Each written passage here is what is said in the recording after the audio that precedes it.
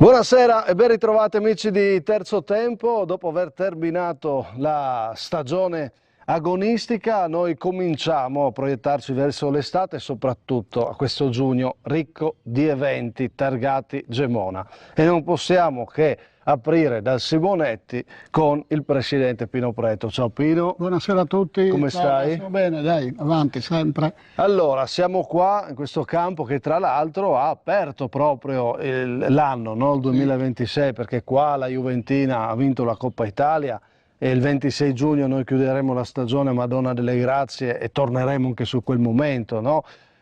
Vorrei ripartire da lì, no? Perché tu e la Coppa avete avuto un rapporto molto bello, ma ospitarla nell'anno in cui iniziavano simbolicamente le cerimonie in omaggio al terremoto, che significato ha avuto?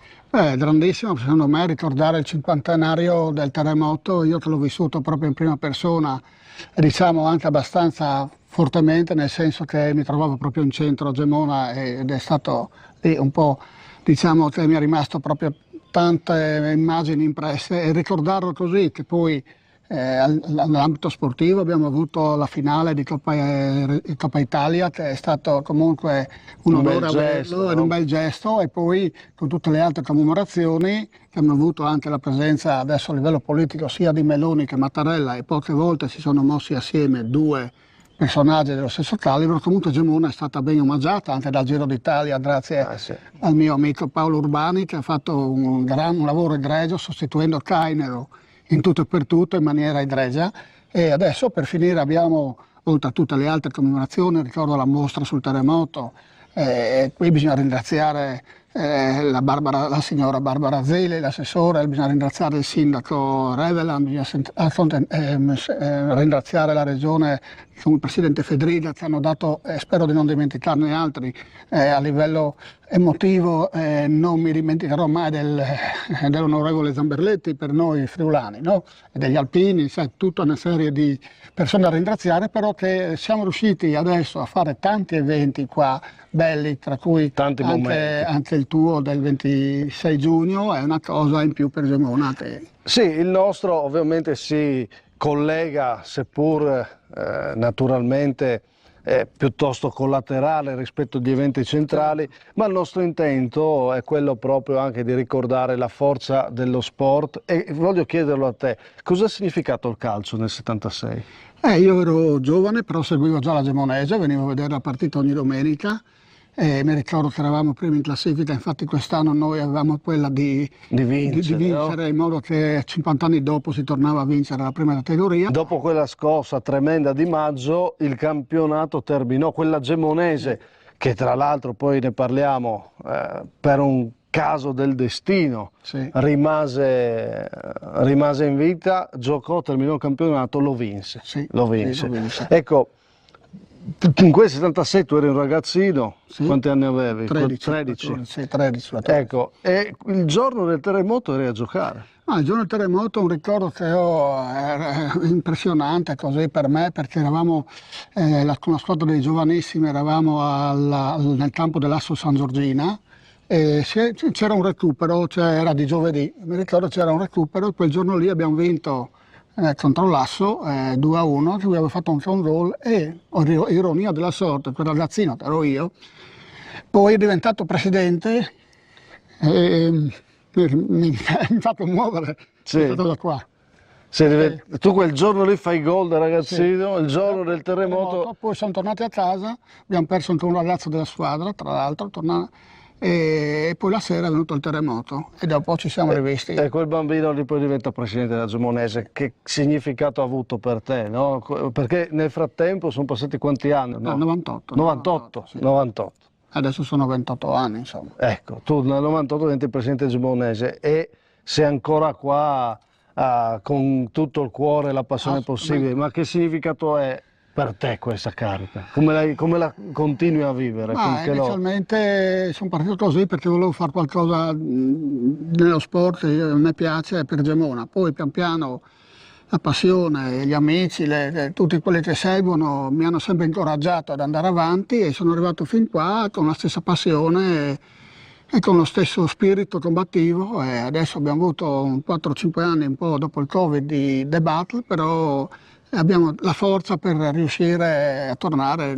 Penso nelle categorie che la Gemonese deve stare. C'è l'ambizione è quella ovviamente Sì. di tornare un po' più in alto, anche se con la riforma, insomma, la prima categoria, 2 gironi, rappresenta comunque i vertici del calcio regionale, perché si è ricreata una piramide nuova.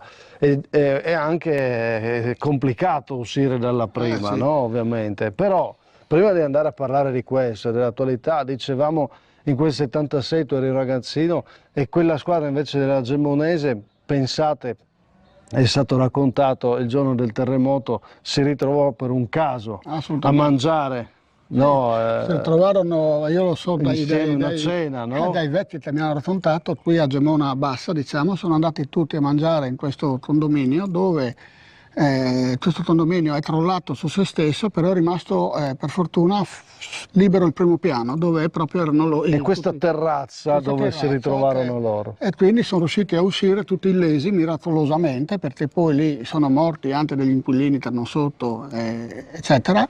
Però è stato un miracolo. È stato un miracolo che sono riusciti tutti a salvarsi miracolosamente, veramente. E quella Gemonese poi terminò il campionato, la Gemonese poi l'anno dopo giocò, se non sbaglio, addirittura a Lignano. Sì, no? sì, anche io ho giocato a Lignano perché quando siamo sfollati tutti, infatti quest'anno abbiamo invitato anche il Brian Lignano a fare amichevole qua. Il ricordo in ricordo di questo rapporto che c'era, perché siamo andati giù ed eravamo proprio, io mi ricordo una cosa che, questo la dico anche ai giovani, nella Corriere, i papà erano rimasti qua per ricostruire, per mettere a posto, per vedere delle case, come si poteva tirar fuori la roba, piuttosto che con gli alpini, con i tedeschi, con tutti. Certo, perché da maggio a settembre c'è questo grande fervore per ricostruire, no? A settembre, quando torna sia l'11 settembre che il 15 settembre, è finita. Lì si capisce che non si può più. Non si può più andare avanti, se no devi partire da zero. E ci hanno portati tutti a Legnano, grazie anche al Comune di Legnano, agli albergatori, a tanti privati, perché io ad esempio ero in una casa privata. E laggiù ci siamo ritrovati tutti i paesi, tutti insieme. E lì, ad esempio, chi come me amava il calcio, sono andati a giocare nel Lignano. Io mi ricordo, ho fatto tutta la stagione a Lignano, allenatore, mi ricordo tutto. E quindi quest'anno chiedevamo appunto al Brian Lignano, e Max sta vedendo questa cosa, di fare questa amichevole. E mi dicevi voi quando andavate in Corriera? Sì, è una cosa che mi è rimasta sempre impressa, quando c'erano le mamme e noi bambini in Corriera c'era un silenzio assoluto, come che ci portassero via. Dalla casa tua, no? Da casa tua. E Lignano diventò questa seconda casa, no? Dove poter continuare a vivere in attesa che Gemona rifiorisse, e 50 anni dopo vediamo che anche vedere questo stadio, no? Con questo bello stemma ti faccio un po' emozionare, sì, no? Perché questa qua vale per te. Sì, perché poi lì c'era uno stemma precedente che mio papà aveva dedicato a mio nipote, e questo l'ho fatto fare io per i miei nipoti.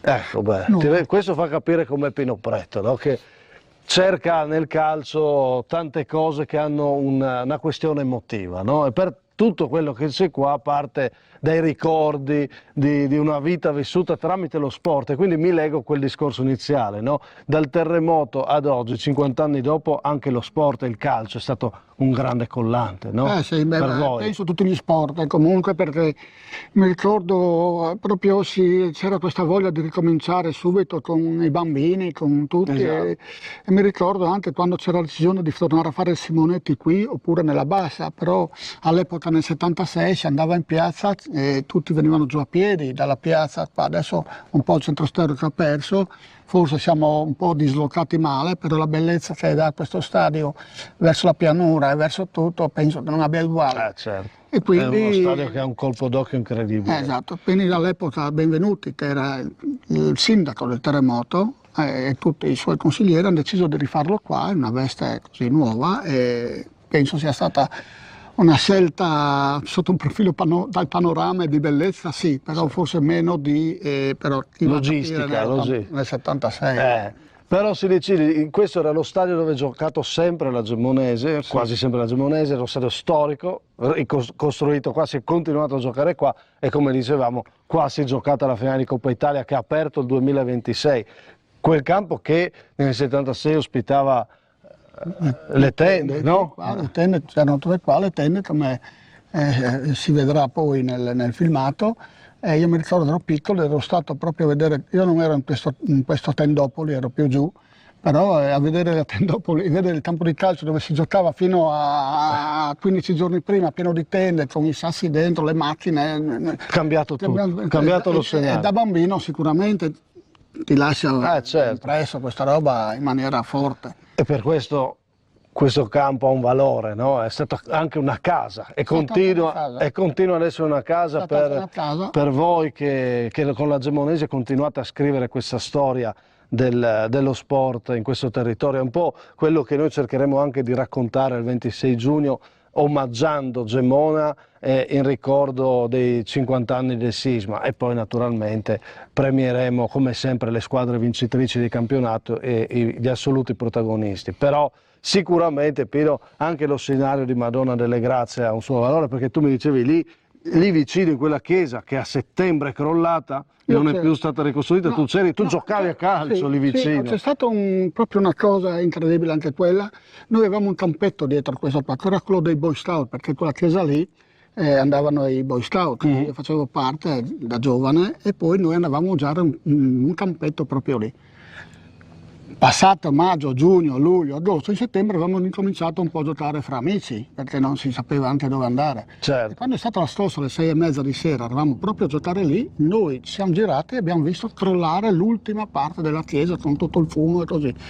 Farlo lì e fare lì la tua e la nostra rappresentazione dei dilettanti mi ritorna un po' in mente tutte queste cose qua, e che sono passati tanti anni, ma chi le ha vissute in una maniera forte, come per fortuna purtroppo le ho vissute io da dentro, certo. mi fa pensare a come era la chiesa, dove si stava comunque lì, dove eravamo a giocare a pallone. E ti riporta tanti ricordi e avrà un valore emotivo alto, insomma. Madonna delle Grazie diventa un luogo simbolico, diventa un momento, uno scenario dove appunto dedicare non solo le premiazioni ma anche una riflessione. Noi rifletteremo su cosa significa anche vivere un terremoto. Un terremoto può essere tante cose, il terremoto emotivi anche i dilettanti li hanno dovuti affrontare in questa stagione, ne parleremo di chi purtroppo ci ha lasciato nel mondo dei dilettanti, da Fabio e Danilo con cui abbiamo aperto la stagione, la tragedia che ha colpito il piccolo Giovanni a Muggia, perché quello che vogliamo dire quest'anno è anche che lo sport aiuta anche a restare vicini a chi subisce un terremoto, può aiutare a ripartire.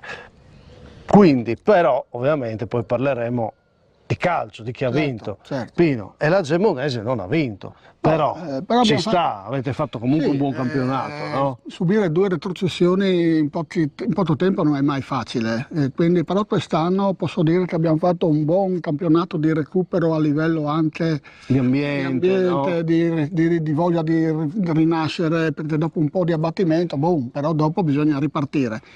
Quelle retrocessioni sono state una piccola scossa, dai, per te, no? Sono stata una scossa, sì, dovute tutte, una al Covid, eravamo in quei 2 campionati da 12 in eccellenza, e l'anno scorso, 2 anni fa, era quando hanno fatto su 14 squadre, 7-8 retrocessioni, che siamo caduti, va bene, però quello era stretto, quindi se accetti le regole dopo ci giochi e se ti capita è giusto. Eravamo dentro dopo il Covid in un vortice un po' strano, no? Con la federazione che ha deciso di ricreare le categorie, qualcuno è stato dentro in questo marasma. Non era facile mettere anche quella roba lì, però adesso stiamo ricostruendo un po' l'ambiente, quest'anno abbiamo fatto secondo me un buon campionato, ma soprattutto un campionato di ricostruzione ambientale, con la gente e anche e soprattutto con i ragazzi che giocano, e quindi è un buon punto di partenza. Sì, insomma, poi una Gemonese che è stata protagonista fino alle ultime giornate, che guardava ad un certo punto ho guardato al primo posto, poi ho dovuto abbandonarlo, ho guardato al secondo, però diciamoci la verità, il Cussignaco era la squadra sulla carta più forte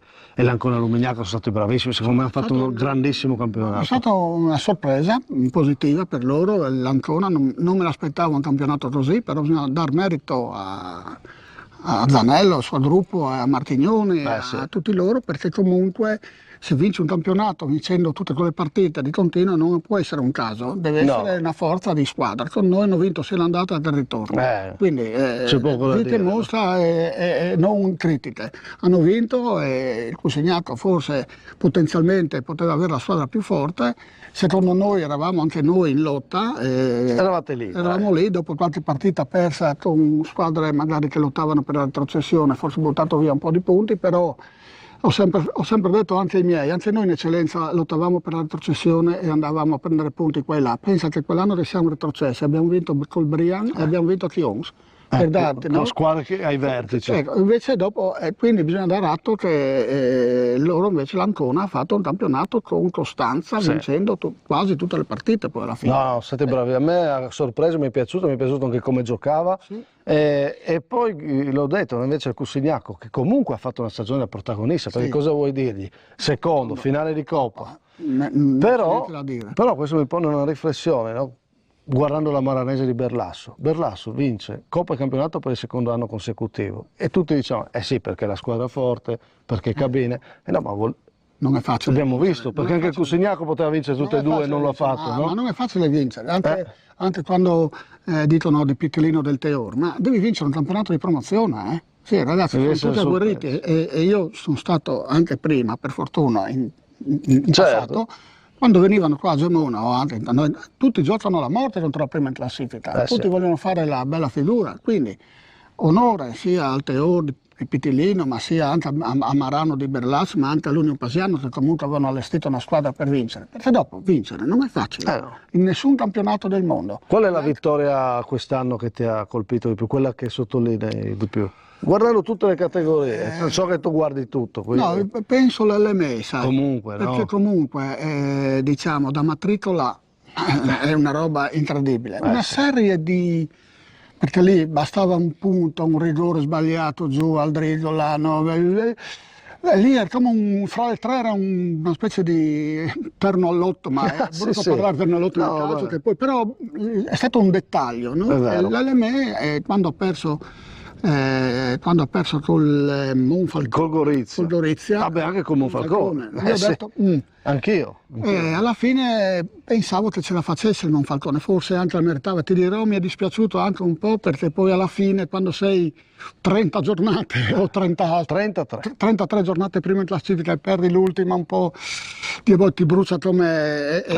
fa male. Però è il calcio e purtroppo è questo. Però tutte e tre avrebbero meritato. Mi ha sorpreso un po', pensavo di più, un po' il Muggia, che con Ciriello comunque ti prendi, ma non bisogna sempre pensare che Ciriello risolva tutti i problemi, però hanno allestito una squadra secondo me forte.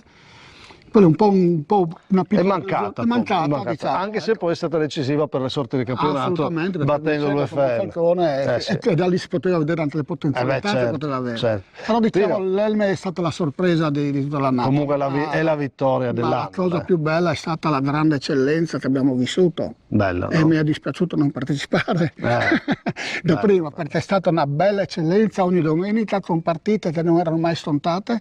Per dire, anche il Fiume Veneto Bania retrocede, lascia un po' questa proprio forza che c'era all'interno delle squadre di eccellenza. Quindi per me è stata una grandissima eccellenza. Sì, è vero. Beh, ma tu lo sai, l'hai vissuta da protagonista con Pitellino, quell'anno lì vince la Coppa Italia, a un certo punto se guardi anche al primo posto, fai una stagione straordinaria, però il Ciarlense scappa, no? Erano troppo forti loro. No, però sai cosa vuol dire partecipare a un'eccellenza anche ai vertici, ma questa davvero ha dato l'idea di essere estremamente competitiva. Bellissima, quest'anno spero che si ripeta anche negli anni. Vedremo. Ha attirato pubblico, interesse. C'è questa opinione che rimettere fuori quota tornerà a portare un passo indietro? Non lo so, io è tutto da vedere. Vedremo, diciamo che... Non aiuta forse. Visto l'annata, perché io ho seguito il discorso di Andrea Barbieri in trasmissione da te, perfetto, perché l'aveva fatto anche Pitellino.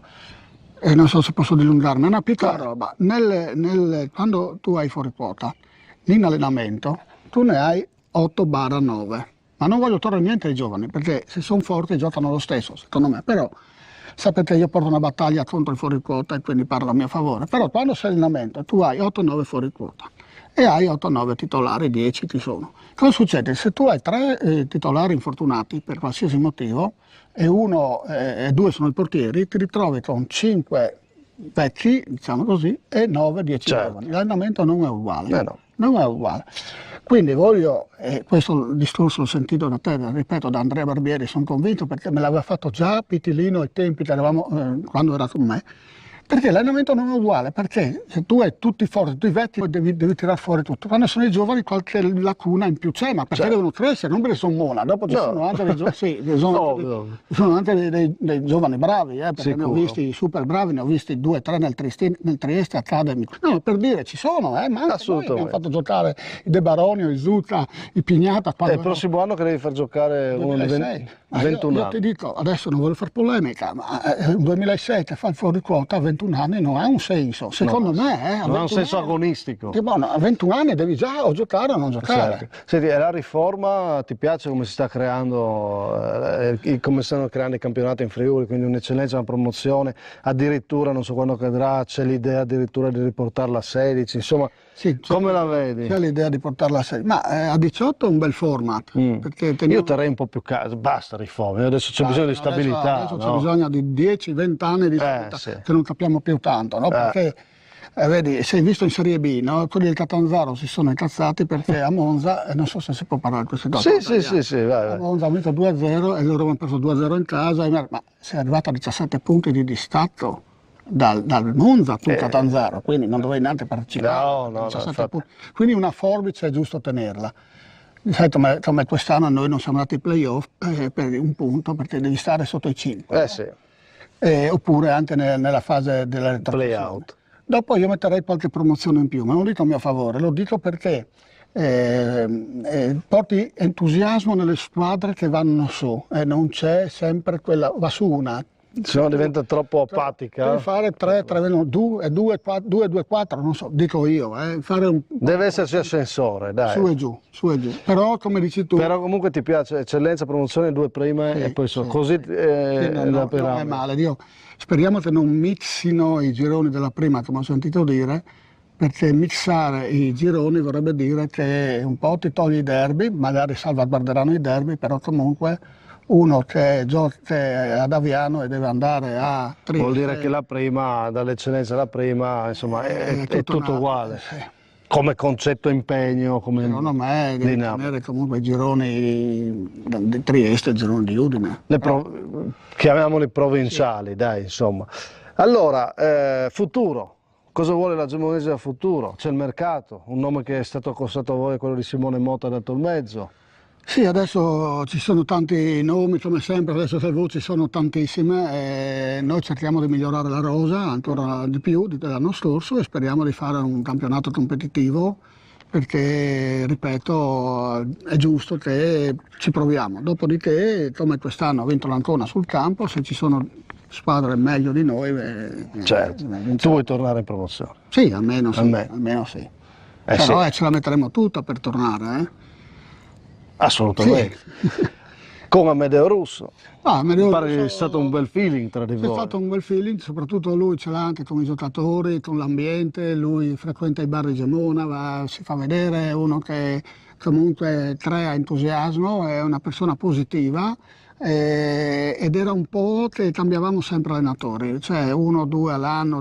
Io per dire dal 2003 al 2020 non avevo mai cambiato, nei 17 anni non ho mai esonerato uno, forse sarà un retto nel Triveneto anche, perché 17 anni, cioè magari non confermato. Però non esonerato in corsa, dopo col Covid abbiamo avuto i vari problemi, però per dare anche un po' di continuità all'ambiente.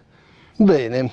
Vedremo il futuro, intanto godiamoci questo giugno, tanto, voi qua è da un mese almeno ormai che siete sotto eventi. Sì, pressione sempre. No, tu sei sempre che fai eventi, però noi giocheremo sul sintetico, in teoria vediamo un po' anche la questione climatica, altrimenti stiamo pensando insieme per lo Sporting, altra struttura importante che avete a Gemona, che stai gestendo, però quello che voglio dire, il 12 giugno ci ritroviamo qualche giocatore di oggi, qualche bel nome del passato, io e Sfornasiere facciamo 2 squadre, ci sfidiamo, insomma il ricordo di Christian, Sì. a cui dedichiamo la nostra manifestazione ormai da 3 anni, credo sia un bel momento, beneficenza, vecchie glorie, giocatori attuali, insomma quello che piace a noi, 12 è una bella serata. Avrò piacere anch'io di rivedere tanti nomi che comunque Sì. o contro o insieme in questi 28 anni li ho trovati. Sicuro. Quando mi dicevi i nomi prima dicevo di è vero, dentro di me ho piacere di rivederli. No, sarà un bel momento. Un bel momento. Gioco anch'io, gioco anche Fornasiere. Questo mi preoccupa un po' di più, però sai, devo farti anche i complimenti perché comunque fare la cosa per beneficenza, bisogna impegnarsi, chiamare, tutto. E io sotto vuol dire organizzare le cose, certo. e quindi un plauso a te, non lo dico perché siamo qua, ma lo penso seriamente. Perché quando si fa beneficenza si fa sempre un bel gesto. Anch'io faccio lo sport tramite il Fight Club, che è un'associazione, facciamo ai bambini autistici di Frare Latto ogni anno, il nostro contributo come sponsor, come Sporting. E qui ho piacere che si faccia questa cosa. Grazie anche a voi, perché lo facciamo insieme con la Gemonese. L'idea viene sempre da te, tu hai tante idee, bisogna solo supportare questo. Grazie. Grazie Pido. Allora, il 12 tra l'altro è una serata dove è aperta a tutti, chi vuole passare, è proprio una serata tranquilla dove ci divertiamo, facciamo la cronaca live, mettiamo un po' di sottofondo, insomma, tranquille, ci divertiamo, passiamo una bella serata, parliamo di calcio, chiacchieriamo di calcio, che è la cosa che con Pino Pretto facciamo sempre volentieri. Tu sei uno che sarebbe ore a parlare di dilettanti, no? Sì. Però il nostro tempo è quasi terminato, ti chiedo un'ultima cosa. Allora, ho visto quello stemma che stavi quasi per piangere, 1919, la Gemonese, una storia centenaria. È passato il 76, tu sei diventato presidente, 28 anni, ma cos'è la Gemonese per Pino Pretto? Ti blocchi. È un amore della mia vita. E tua moglie lo sa. Certamente, quando l'ho mandato a dormire al divano ho tenuto la coppa. Esatto, come quella. Dai la foto. Ecco, per dire, no? Quindi è un amore della mia vita e ci tengo tantissimo.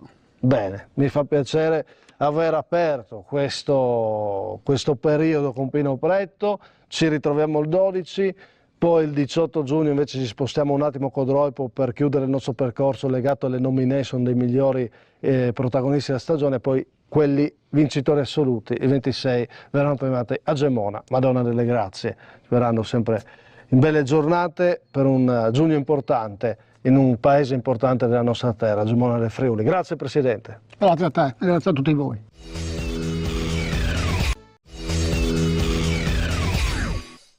Da Gemona a Pordenone siamo allo stadio Bottecchia con Mister Campaner, seconda parte di puntata dedicata al Pordenone, a questo bilancio di fine stagione dopo la parte della fase nazionale. Allora Mister, intanto a proposito di Gemona abbiamo annunciato la nostra partita di venerdì e posso annunciare che sarà mio avversario perché ha accettato la corte di Fornasiere. Sì, buonasera. Simone mi ha chiamato, mi ha costretto a venire a giocare e quindi sarò un tuo avversario. In forma ti vedo, quindi devo stare attento, insomma, devo avvisare i miei giocatori. Sinceramente sono andato a correre in questi giorni perché mi sentivo un po' fuori forma, vediamo se funziona. Insomma, un Campaner che torna in campo per beneficenza dopo questa stagione lunga, bella, importante, no? Vissuta con uno spareggio, i playoff nazionali, credo Mister, stagioni così insomma siano bellissime da vivere. Sì, bellissime, peccato l'epilogo finale perché ci tenevamo a vincere, non ci siamo riusciti, però è stata una stagione intensa per come è partita, però bellissima perché con un finale di stagione così è stato veramente straordinario. Torniamo un attimo a quei playoff nazionali, mi aiuti un po' a capire, adesso sono passati un po' di giorni, anche andata e ritorno, come hai visto tu queste partite? Ma partite toste, in fondo dopo noi, parlando un po' a fine gara lì alla Spezia, il loro direttore sportivo fanno 4 allenamenti il pomeriggio, quindi una squadra strutturata in un certo modo. E sicuramente all'andata pensavo, noi abbiamo fatto una brutta partita, pensavo il ritorno di poterla ribaltare perché ero convinto di poter far meglio, invece hanno dimostrato di essere superiori, bisogna fargli i complimenti. Che partita è stata il ritorno rispetto all'andata? Tra l'altro sempre con grande seguito, a dimostrazione di che amore c'è verso i colori nero-verdi, già questo è un risultato importante, no? Anche perché quelle partite lì fanno sicuramente pensare ai grandi palcoscenici, no? Quindi sono partite, credo, che valgono sempre la pena giocare, no? È un percorso che per il Pordenone servirà sicuramente.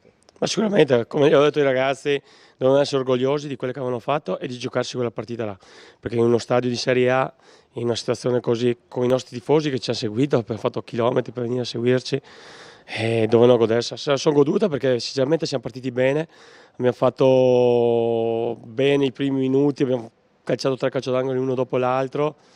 Il problema è che il primo calcio d'angolo loro hanno fatto gol, era un po', ci ha tagliato le gambe, era dura sinceramente.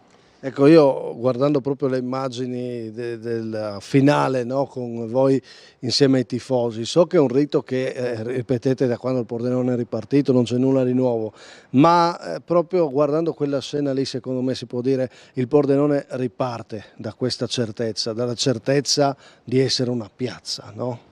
Sì, una piazza importante. Io ho ancora in mente bene lo striscione della prima giornata, quando abbiamo giocato qui in casa e contro la Gemonese proprio, e c'è scritto ritorniamo grandi insieme, e questo loro l'hanno fatto veramente. Adesso la società insieme a noi abbiamo cercato di ripartire alla grande, loro sono ripartiti sicuramente alla grande perché ci hanno seguito ovunque, hanno fatto il tifo ovunque, ci hanno sempre sostenuto anche nei momenti difficili e bisogna fargli i complimenti. Noi gli abbiamo cercato di onorare il loro tifo perché abbiamo cercato sempre di dar tutto, non siamo riusciti a arrivare all'obiettivo, però sono sicuro che i miei ragazzi hanno dato sempre tutto. Ciccio, secondo te è stato davvero lo spareggio a pesare ancora per un playoff nazionale? Quello spareggio ha davvero tolto energie?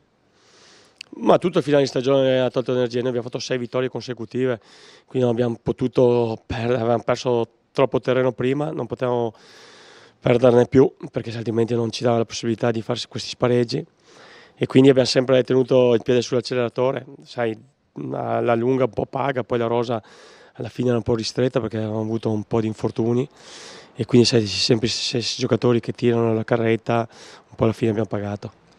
Pordenone è una piazza dal palato fine, no? Lo sappiamo, forse anche un po' troppo visto la ripartenza fresca comunque della piazza neroverde.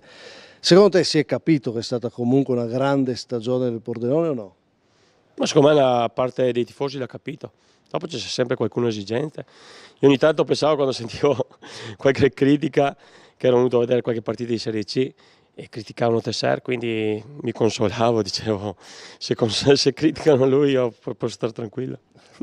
Senti, critiche insomma a questa piazza, ripeto, è una piazza esigente, no? E qualcuno insomma si fa sentire, soprattutto la parte tribuna, non me ne vogliano, rispetto ovviamente all'Ultra che è un'altra logica, quella di sostenere continuamente. Però anche, devo dire, alla fine tanti applausi a questa squadra che è riuscita a far credere già al primo anno ritorno in eccellenza di poter vincere il campionato. Alla fine hai qualche rimpianto di quello spareggio tu? Ripensandoci un mese dopo quasi.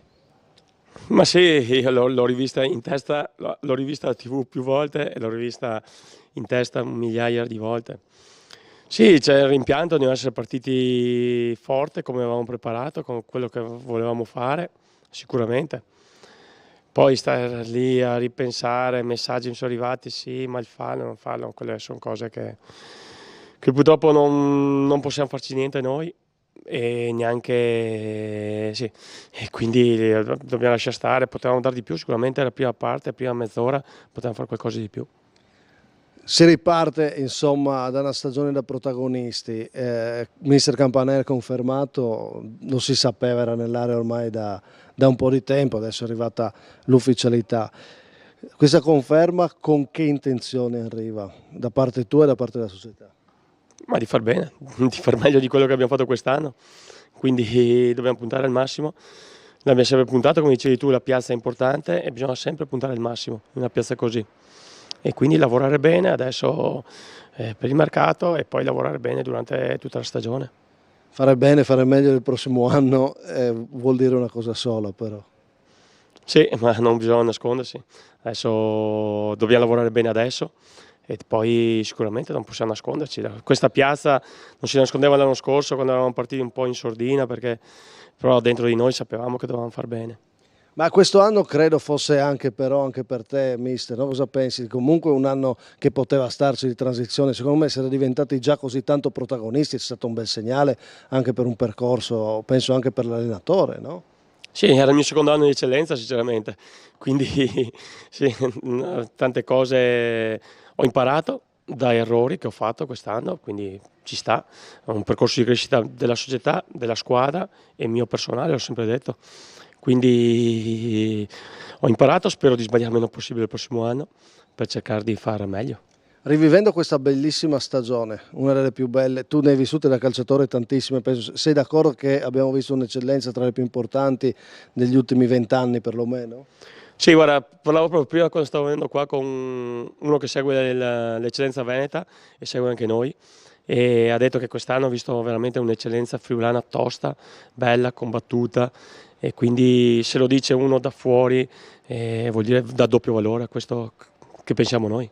E quindi ti chiedo un momento secondo te importante che hai detto che eri orgoglioso del tuo Pordenone, il momento che porti dentro di questa stagione e uno dove ti rimproveri qualcosa in generale come Pordenone, dove dici qua non ci siamo e ti sei preoccupato?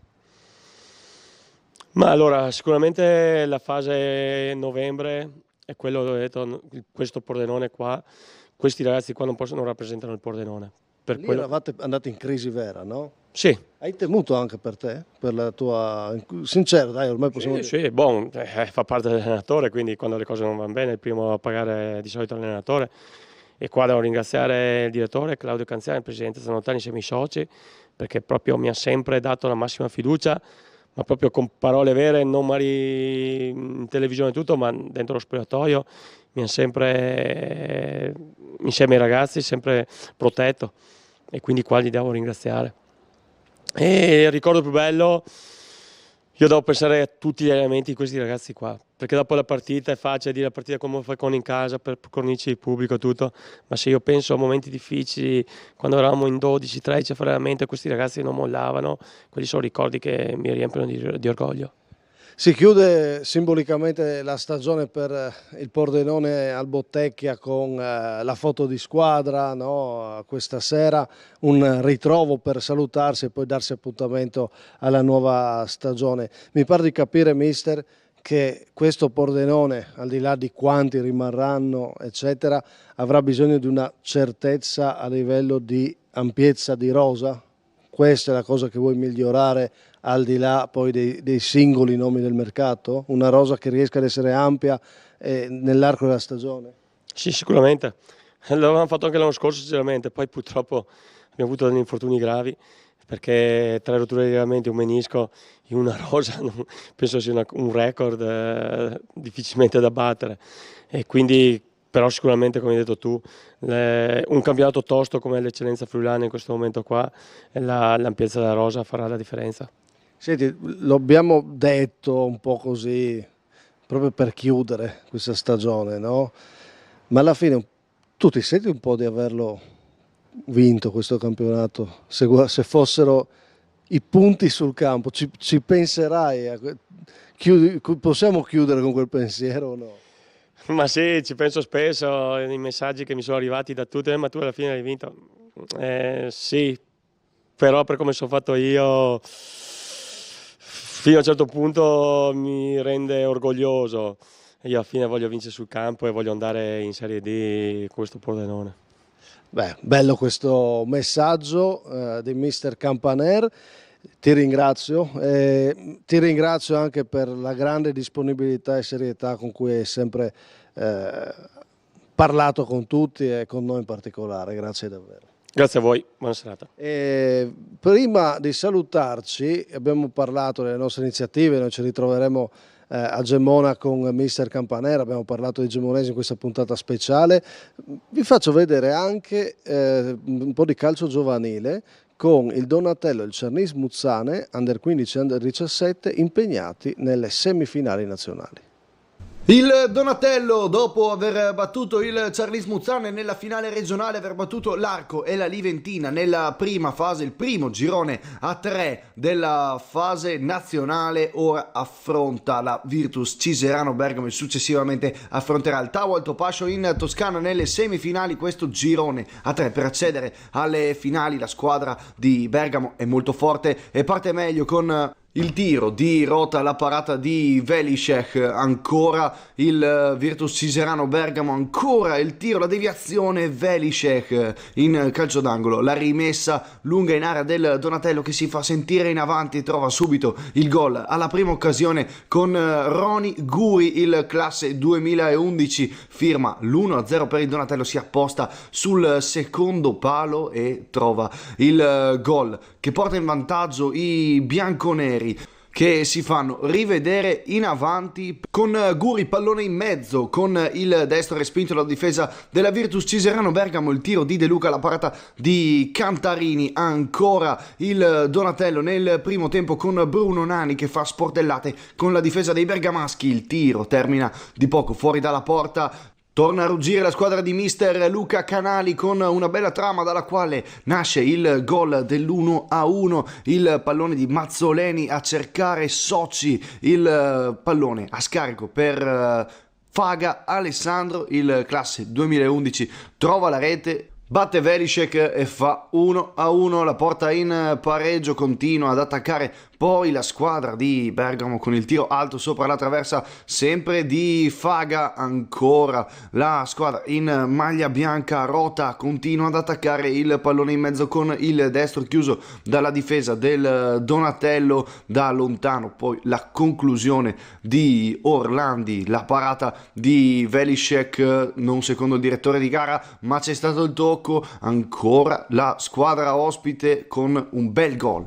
per il 2-1, il tiro con il mancino di Tommaso Cristini a battere Velicek, fa 2-1, si porta in vantaggio, la rimontata la squadra di Luca Cavalli e allora può fare festa la squadra di Bergamo che nel secondo tempo continua ad attaccare come nel primo, il pallone a rimorchio sempre per Cristini, sbaglia con il mancino da pochi passi, ben più facile del gol segnato in precedenza. Guri, il pallone per Bruno Nani, la parata di Cantarini in due tempi, Giuliano perde un pallone sanguinoso in attacco, ci prova Soci con il destro, non trova la porta, alto sopra la traversa, ancora la Virtus Ciserano Bergamo che si invola verso la porta, 2 contro 2, il sinistro di Soci sul secondo palo trova il gol di Bubas, il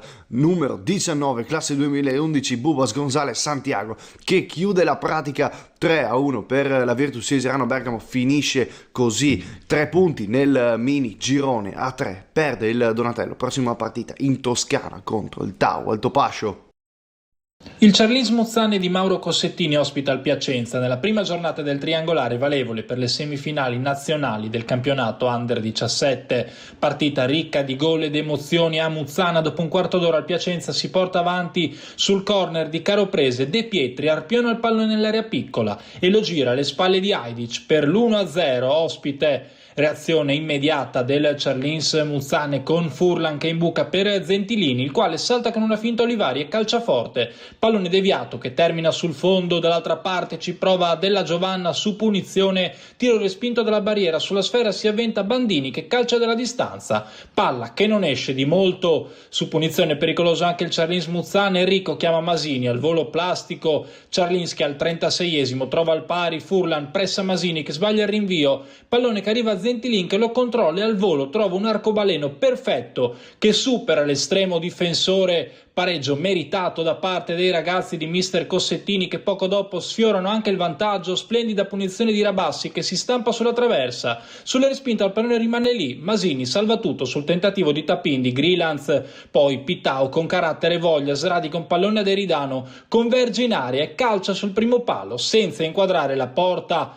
Piacenza che quando si accende è sempre pericoloso. Dushanov va via centralmente, serve sulla sinistra De Pietri, tiro potente che non inquadra il bersaglio. Nella ripresa gli ospiti trovano immediatamente il 2-1, il cross di Eridano arriva al limite dell'area, va a vuoto il tentativo di Della Giovanna, non quello di Olivari che con il mancino si inventa un gran gol mettendo la palla sotto al 7 dove Ajdic non può arrivare. Ancora una volta però il Charlins Muzzane la riprende, Enrico si accentra e colpisce l'incrocio dei pali con il destro a giro. Sul pallone il più lesto ad arrivarci è Capitan Grilanz che rimette tutto in equilibrio.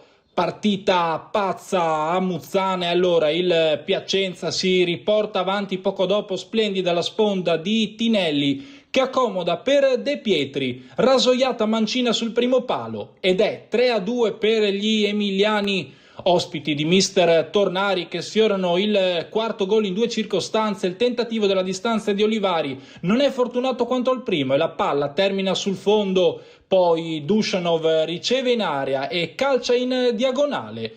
Trovando la risposta di Ajdic, il Charlins Muzzane non muore mai, a 5 dalla fine la pareggia sul corner di Dilitta, Masini esce a vuoto, allora il classe 2010 Mosettic, più volte aggregato all'Under 17 durante la stagione, incorna di testa per il 3-3, c'è ancora tempo per un ultimo brivido per la squadra di casa della distanza, Tinelli spacca la traversa con un bolide, poi Carrisi in tuffo non riesce a correggere in rete, finisce 3-3, una partita bellissima, ora il Charlins Muzzane sarà di scena a Cagliari contro la Ferrini, serve una vittoria per continuare a sognare l'approdo alla finalissima. E dal Bottecchia dobbiamo salutarci ovviamente con il presidente Zanotel. Presidente, si chiude la stagione, si è chiusa alla Spezia, vorrei anche un commento da te su quella partita e su che giornata è stata comunque al di là dell'esito finale. Vuoi riaprire una ferita, insomma, ho capito, fai apposta. Ma no, è stata una partita difficile dove evidentemente abbiamo incontrato una squadra che era effettivamente attrezzata nel verso giusto, con qualità, con preparazione e con individualità che effettivamente hanno fatto la differenza. Forse non avevamo percepito questa situazione all'andata, però al ritorno si è visto tutta la caratura diversa di quella squadra, quindi è assolutamente una vittoria per loro, una vittoria meritata. È stato un grande traguardo comunque per il Pordenone arrivare fin lì quest'anno? Assolutamente sì, è stato un grande traguardo, ma lo sanno tutti, l'ho sempre detto, non era nelle previsioni, non era fra gli obiettivi, poi arrivarci naturalmente fa sempre piacere, quando si è lì naturalmente ci si prova anche per portare a casa il massimo del risultato, non ci siamo riusciti, peccato. Però siamo anche consapevoli di un percorso che è stato fatto in maniera assolutamente seria e dove tutti hanno dato il massimo. È stato un percorso anche che ci ha insegnato alcune cose che sicuramente ci saranno utili per il futuro. Qualcuno è un po' impaziente, oltre ai tanti che apprezzano questo Pordenone, qualcuno chiede subito vittoria, ambizione. Cosa vuoi rispondere a chi ha criticato addirittura, mi viene da dire, questo finale di stagione? Ma no, insomma, le critiche ci stanno purché non siano fine a se stesse, io le voglio sempre considerare sotto un profilo positivo. A tutti però indistintamente dico, ma questa è una convinzione che la società ha, che la crescita di una squadra deve andare di pari passo con la crescita di una società. Quindi questo è l'obiettivo che ci siamo dati, questo è il percorso che stiamo facendo, siamo convinti di essere sulla strada giusta, chi ha un po' di pazienza vedrà nel tempo poi i risultati. Si chiude quindi questa stagione, con Ciccio Campanera abbiamo fatto un ampio punto, si guarda al futuro, il futuro è la piazza, la società, il mister. Il mister ha detto per fare meglio dell'anno scorso, quindi un messaggio mi pare un obiettivo chiaro. Assolutamente sì, L'obiettivo sicuramente quest'anno è quello di fare meglio dell'anno scorso, il che è tutto dire, ma rientra nei piani e nel progetto di questa avventura, quindi assolutamente dobbiamo fare meglio dell'anno scorso. Direi che abbiamo però tempo per parlarne. Lo faremo. Intanto un bilancio finale, Presidente, la stagione 2025-26, che stagione è stata per te? È stata una stagione lunga e perigliosa, nel senso che insomma sono accadute tante cose, ci sono stati alti e bassi. C'è però una cosa che mi piace estrapolare da tutto ed è l'unità che si è dimostrata, palesata anche nei momenti di difficoltà, e questo secondo me è il presupposto fondamentale per ottenere risultati andando avanti. Ci ritroveremo anche nei nostri appuntamenti estivi con il Pordenone per fare anche un best of di tutte le nostre iniziative. Abbiamo raccontato insieme il Nero Verde. Grazie Presidente anche per queste iniziative. Sì, anche questo fa sempre parte di un percorso, quindi grazie a voi che ci avete dato questa disponibilità.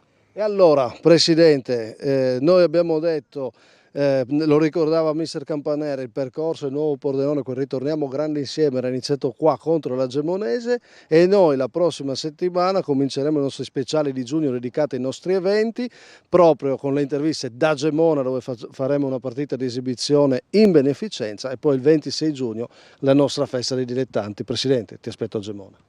Senz'altro, prima fila. Grazie Presidente, grazie a voi per averci seguito, buona serata.